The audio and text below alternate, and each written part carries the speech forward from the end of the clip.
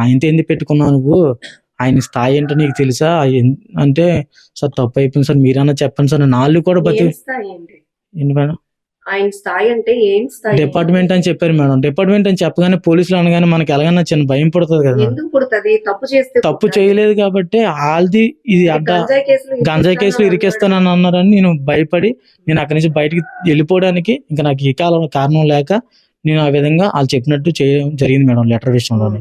So నేను అక్కడి నుంచి బయటకు వెళ్ళిపోయిన తర్వాత వీళ్ళందరూ ఏమన్నారంటే కేసు పెడతాం అది ఇది అని చెప్పేసి అంటే వద్దండి అది అని చెప్పేసి వీళ్ళు కూడా నేను చెప్పాను మేడం, ఇది ఇంతటితో ఆగదు అని చెప్పేసి మేము వెళ్ళిపోతాం అని చెప్పేసి వాళ్ళు ఎక్కడికో సంథింగ్ వెళ్ళి నాకు అక్కడి నుంచి ఇలా జరిగిన తర్వాత నేను వెళ్ళిపోయాను మేడం. వెళ్ళి బాగా నొప్పులు వస్తే రెస్ట్ తీసుకున్నాను మేడం మా ఫ్రెండ్ వాళ్ళ రూమ్లోని. సో శనివారం ఈవినింగ్ వచ్చేసి నాకు 8:30కి ఫోన్ వచ్చింది మేడం.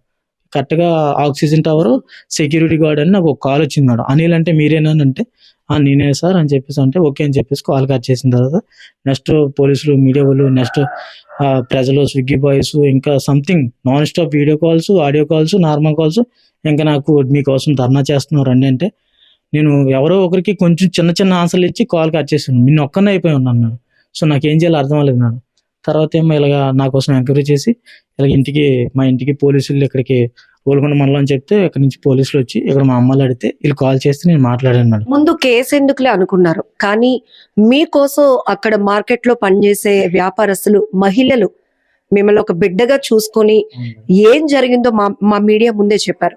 అప్పుడు ధైర్యం వచ్చిందా మీకు? నాకు జరిగినప్పుడు మాత్రం ఇది మన ఊరు కాదు కదా అని చెప్పేసి నేను నా మనసులో అయితే ఉంది మేడం, చదువుకున్న ఫ్యూచర్ ఉంది అని చెప్పేసి నేను అక్కడి నుంచి నాకు నేనే తగ్గించుకొని వెళ్ళడం జరిగింది మేడం.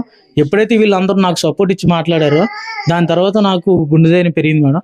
ఇంటి దగ్గర తెలిస్తే ఏమన్నా అవుతుందని భయపడితే మా అమ్మాలు కూడా ఇలా జరిగితే నీ తప్పు ఏం లేనప్పుడు నువ్వెందుకు భయపడతావు అని చెప్పేసి మేము వస్తాము ఆదివారం చెప్పేసి నువ్వు ఆదివారం మార్నింగ్ రావడం జరిగింది మేడం. నేను నైటే కొంతమందికి ఇన్ఫార్మ్ చేశాను మేడం, ఇప్పుడైతే నేను రాలేనండి, నేను రేపు సబ్మిట్ అవుతానండి, ఎక్కడికి రమ్మంటే అక్కడికి వస్తాను అని చెప్పేసి అంటే మా అమ్మ నాన్న ఇద్దరు అందరూ వచ్చి మా ఫ్యామిలీ మెంబర్స్ వచ్చి గాజువాక ఆర్కే హాస్పిటల్లో అడ్మిట్ చేశారు మేడం. నన్ను అక్కడ మొత్తం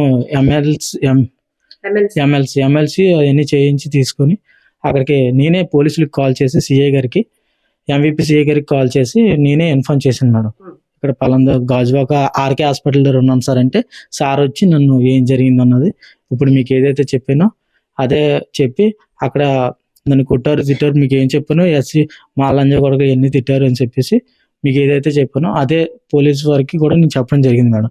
దాన్ని బట్టి యాక్షన్ తీసుకుని కేసు ఫైల్ చేశారు మేడం. దాన్ని బట్టి ఇప్పుడు అరెస్ట్ చేస్తామని చెప్పారు మేడం. ఇప్పుడు ఆ అమ్మాయి కూడా మీ పైన కేసు పెట్టిందంట, ఆ విషయం పోలీసులే చెప్తున్నారు, మీకేమైనా తెలుసా? నాకైతే ఆ విషయం ఏది తెలియదు మేడం. కాకపోతే కరెక్ట్గా పర్ఫెక్ట్ ఎవిడెన్స్ ఏదన్నా కావాలి అనుకుంటే అక్కడ సీసీ ఫుటేజ్ కూడా ఉంటాయి మేడం. మరి మీరు డిమాండ్ చేస్తున్నారా సీసీ ఫుటేజ్ రివీల్ చేయాలని?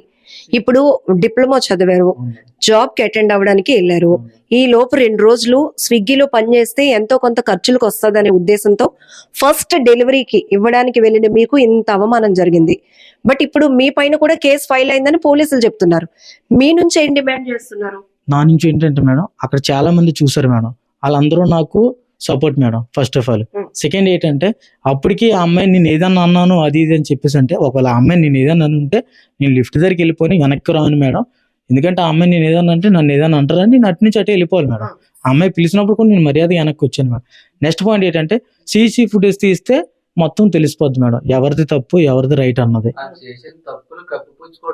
ఇప్పుడు వరకు ఎంత జరిగింది కానీ మేడం ఆయన ఫోటో కానీ నా ఫోటో స్విగ్గీ ఐడి ఫోటో అందరూ వేస్తున్నారు మేడం.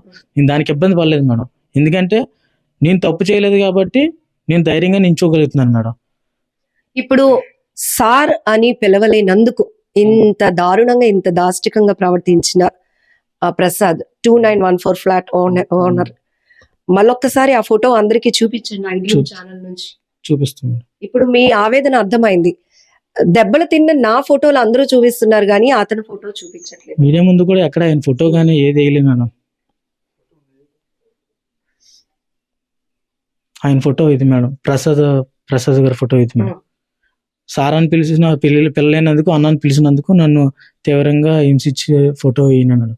పోలీసుల నుంచి మీరేం న్యాయం కోరుతున్నారు? ఇప్పుడు ఆయనకైతే శిక్ష పడాలి మేడం కంపల్సరీ. ఎందుకంటే నా కోసం చాలా మంది ఎస్సీ యూనియన్ తరపుని నెక్స్ట్ స్విగ్గీ బాయ్స్, నెక్స్ట్ నా తరపుని ఉన్న అక్కడ చూసిన ప్రజలు అందరూ లేడీస్, అదే మేడం అందరికన్నా ముఖ్యంగా అయితే ఇది ఎంత పోరాటం చేసి ఎంత విజయంగా నాకు ఎంత బాగా సపోర్ట్ చేసింది ఎవరంటే ఆ చుట్టుపక్కల ఉన్న ladies madam. First of all వాళ్ళందరికీ నా తరపుని నిజంగా థ్యాంక్స్ చెప్పినా కూడా సరిపోదు మేడం. వాళ్ళ వల్ల ఇదంతా కూడా మీ నాకు ఊరు కాదు అనుకున్నారు కానీ మీకు ఎంత సపోర్ట్ గా నిలబడ్డారు. నాకు దాని జరిగింది అక్కడ. అవును మేడం.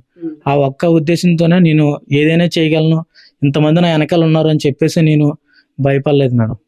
ఎప్పుడైతే ఈ హాస్పిటల్లో ఉన్న వల్ల నేను ఎవరితో టచ్ లో ఉండలేకపోయాను మేడం.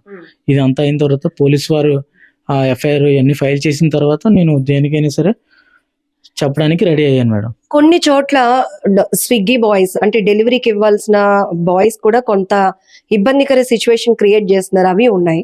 బట్ కొన్ని చోట్ల ఇలా దాడులు జరుగుతున్నటువంటి సంఘటనలు ఉన్నాయి. సో మీ కేసే ఒక ఇన్స్పిరేషన్ గా ఉండాలని అనుకుంటున్నారు. ఖచ్చితంగా మేడం. నా కేసు ప్రజలందరికీ ప్రతి ఒక్కరికి కూడా ఇది ఒక పెద్ద స్థాయివాడు వేరు, చిన్న స్థాయివాడు వేరు అన్నది కాకుండా అందరూ మనుషులే, ప్రతి ఒక్కరికి కూడా ఒకేలాగా ఉండాలి. ఇప్పుడు స్విగ్గీ వాళ్ళు ఆర్డర్ పెట్టుకున్నారు మేడం. అక్కడ వచ్చేది మాకు 30 రూపాయలు 20 రూపాయలు మేడం ఆర్డర్ మీద. ఆయన మాకు 20 రూపాయలు 30 రూపాయలు ఇంకా మాకు ఏదో జరగక మేము అలాగే చేయాల్సి వస్తుంది కానీ తప్పించి మేడం ఆయన పెద్ద స్థాయి అని చెప్పేసి కోటీశ్వర్లు ఇవన్నీ చెప్పేసి మమ్మల్ని వీళ్ళకి హింసించి ఇష్టం వచ్చినట్టు క్యాస్ట్ పరంగా తిట్టడం అన్నది నాకు అయితే మరి ఆయన ఉద్యోగం కరెక్ట్ కాదు. అంటే డెలివరీ బాయ్స్ అంటే ఒక చిన్న చూపు ఉందా, మీరు చదువుకోలేని వాళ్ళు అలా అని?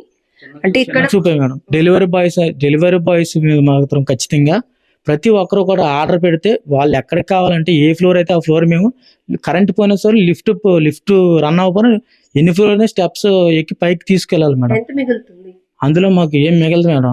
పొద్దున్నే సాయంత్రం 15 ఆర్డర్లు వేసి ఒక 500 600 అలాగా వస్తాయి మేడం. అది ఏ రోజు ఎంత వస్తాయి కూడా తెలియదు మేడం. అంత కష్టపడి మేము ఊరు వదిలేసుకొని ఇప్పుడు ఈ ఆక్సిజన్ టవర్ లో 29వ ఫ్లోర్ కి వెళ్ళి మీరు 2914 కి ఫిష్ ఆర్డర్ ఇచ్చారు కదా, ఆ ఒక్క ఆర్డర్ కి మీకు ఎంత వచ్చింది? అక్కడ నాకు 50 రూపీస్ అలాగ వస్తే అందులో 25 రూపీస్ కట్ అయిపోయింది మేడం. అందులో నాకు వచ్చింది 30 రూపీస్ మేడం. అవును మేడం. ఇదంతా ఎందుకు చెప్తున్నామంటే స్విగ్గీ బాయ్స్ అంటే డెలివరీ బాయ్స్ ఎంత కష్టపడతారు, వాళ్ళ స్థితిగతులు వేరు, వాళ్ళ ఎడ్యుకేషన్ వేరైనప్పటికీ కొన్నిసార్లు వాళ్ళ క్వాలిఫికేషన్ కి తగ్గట్టు జాబ్స్ రాక అలా అని ఖాళీగా ఉండడం ఎందుకు, మనపైన ఆధారపడ్డ కుటుంబ సభ్యులకి ఏదో రకమైన చేయూత ఇవ్వాలి, ఫైనాన్షియల్ గా మనం కూడా స్టేబుల్ అవ్వాలనే ఉద్దేశంతో వాళ్ళు ఇలాంటివి చూస్ చేసుకుంటూ ఉంటారు. అంతే కదా, ఈ క్రమంలోనే కదా మీరు అది. ఇప్పుడు ఏదైనా సరే మనీతోనే కదా మేడం కుడిపడి ఉంది. ఎంతో కొంత వస్తే జోలో రూపాయి ఉంటే మనకు దేనికైనా ఒక మంచినీళ్ళు తాగాలన్నా ఒక 20 రూపాయలు ఉండాలి కదా మేడం. సిటీలోకి వెళ్ళిన తర్వాత ఎంతో కొంత మన చేతిలో ఉంటే బెటర్, సాయంత్రం వేస్తే ఒక 500 వస్తాయి అనే ఉద్దేశంతో నేను స్విగ్గీ. ఇప్పుడు ఈ సమస్య అన్నది మీ ఒక్కరిది కాదు, అందరూ ఓన్ చేసుకున్నారు. ఇక్కడ ఈ మౌనిక పని మనిషిగా పనిచేస్తున్న ఆమె ఎవరైతే ఉన్నారో ఆమెకి మా ఛానల్ నుంచి మీరు రిక్వెస్ట్ ఏమైనా పెడతారా? అంటే తను అక్కడ ఓనర్ దగ్గర పనిచేస్తుంది కాబట్టి భయపడి ఉండొచ్చు, కానీ ఇప్పుడు ఆ అమ్మాయి పట్ల మీరు అసభ్యంగా ప్రవర్తించారని, అందుకోసమే అతను కొట్టాడని, అందుకోసం ఆమె మీ పైన కూడా కంప్లైంట్ ఇచ్చిందని పోలీసులు చెప్తున్నారు. కాబట్టి మీరు ఆమెకి, మీరు ఇందాక ఒక అక్కలాగా అని అన్నారు కదా, మీరు ఏం రిక్వెస్ట్ చేస్తారు? నేను రిక్వెస్ట్ చేసేది ఏంటంటే మేడం, నా తప్పు ఉందో లేదో ఆవిడకి కూడా తెలుసు మేడం. సో నేను వెళ్ళాను, ఆర్డర్ ఇచ్చాను, ఆవిడ కిందకు వచ్చి కూడా చెప్పారు మేడం తప్పు లేదు అన్నట్టు. మళ్ళీ ఇప్పుడు కేసు ఎందుకు పెట్టారో కూడా నాకు ఇప్పటికీ కూడా తెలియలేదు మేడం. అవును.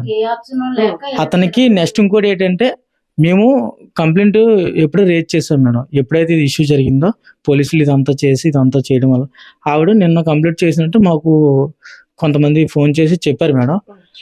దానివల్ల ఏంటంటే ఆ అమ్మాయి నేను ఏమనుకుంటా కంప్లీట్ చేశారు మేడం. వాళ్ళకి ఏ ఆప్షన్ లేక ఆ విధంగా అక్కడ ఆ అమ్మాయి ఉంది కాబట్టి ఆ అమ్మాయి ద్వారా ఏదో ఒకటి రివెంజ్ చేసి ప్లాన్ చేయాలని చెప్పేసి వాళ్ళు ఇలా చేయడం జరిగింది. ఇదంతా తేలాలంటే ఏముండాలి ఆధారం? ఖచ్చితంగా సీసీ ఫుటేజ్ ఉండాలి మేడం. ఇన్ని రోజులు అయింది కానీ సీసీ ఫుటేజే నేను ప్రొడ్యూస్ చేయమంటున్నాను మేడం. అందులో తప్పు ఎవరిదో రైట్ ఎవరిదో, నేను ఎంతసేపు ఉన్నాను అమ్మాయి దగ్గర, కిందకు వచ్చిన అన్ని ఎంత హింసించారు అన్నది అక్కడ అంతా సీసీ ఫుటేజ్ లో రికార్డ్ అవుతుంది కదా మేడం. అంత పెద్ద బిల్డింగ్ ఉంది మేడం, అందులో కంపల్సరీ సీసీ ఫుటేజ్ అన్నది ఉంటుంది మేడం. అనుమానం ఉంటుంది మేడం. చిన్న సొందు నుంచి కూడా పెద్ద ఇది కూడా ఉంటుంది మేడం. అది ఒకటి తీస్తే ఏంటన్నది నేను అమ్మాయిని ఏమి అన్నాను ఏంటో అన్ని తెలిసిపోతాయి మేడం.